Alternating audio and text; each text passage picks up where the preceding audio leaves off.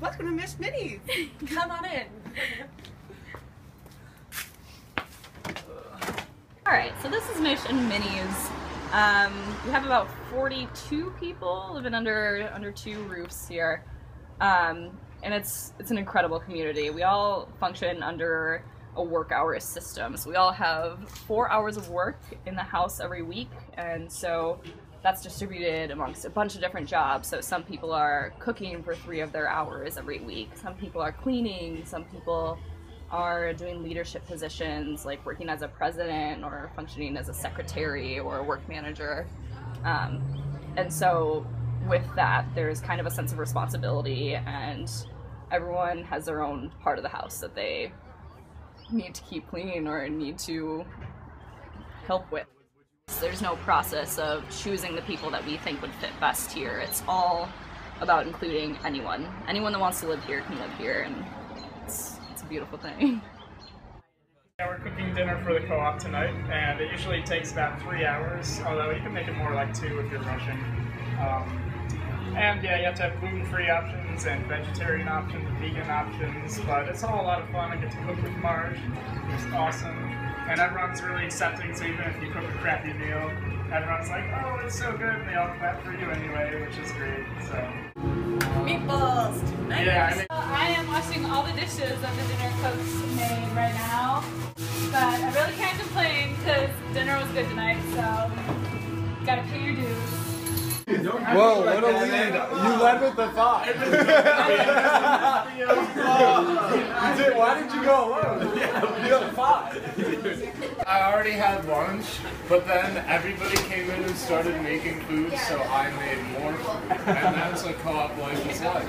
It is a typical spring day at Mich House. You can see people hanging out on the porch. The co-opers tend to eat food on the porch and interact with each other. You often hear music playing, as you do now. And then you see two people playing frisbee over there, just doing stuff. One of them is skipping class to enjoy the weather, another very typical activity that co-opers engage in. Another one is skipping class too. Another one is late to class. Late to class. Because another one didn't wake Another up. one skipped class. The most interesting thing about the co-op is that I guess like you live communally, or you're all connected socially, both in space and like finances. Like we have 1 TV here. All you need is 1 TV between like maybe 30 people, but we have it between like 45 to 50 people, and that's so much more useful because you'll never use the TV that often. That TV, I think when we bought it was like $1,000, which between 50 people comes out to $20 each. But if you had 50 people each bought $1,000 TVs, that's obviously $50,000. And I think a lot of people jump in the pool of life, at least in this moment in history, of like everything's individual, ownership's individual, bank account's individual, everything's individualized. And if you never go to the other side, then you'll never see, oh, okay, maybe I don't need to have, you know, all these things to myself. Thank you, saving my face. What brought me here? I lived in a different co-op, and I had lived with a couple housemates that moved here, and they described it to me that the co-op I used to live in was the moon, and that this co-op was the sun, and it was a really great parallel. So what I found at this co-op was a family.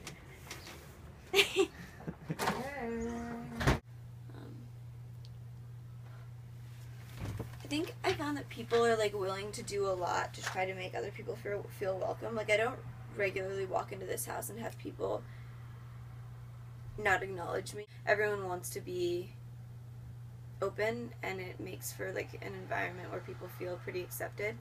And I don't know, I was like really unhappy recently, and I sort of secluded myself from the house, but still whenever I would see anyone, even if I hadn't talked to them in forever, they would still be like, hey, how are you doing, like what's up?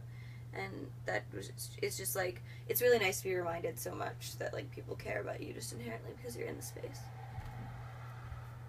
It's cool to have to deal with a lot of like diverse minds, and when like also like sort of negotiating your own happiness in the context of those minds. I don't know, it definitely like took me kind of like out of my comfort zone in terms of like understanding a little bit more about how people work, more than like just my ideal of how I thought people might work.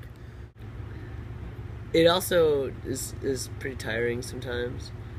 Like I remember last year just like being, wanting to be sort of non-social, but I think being social is a big part of being part of a conversational group of people who's figuring things out for themselves.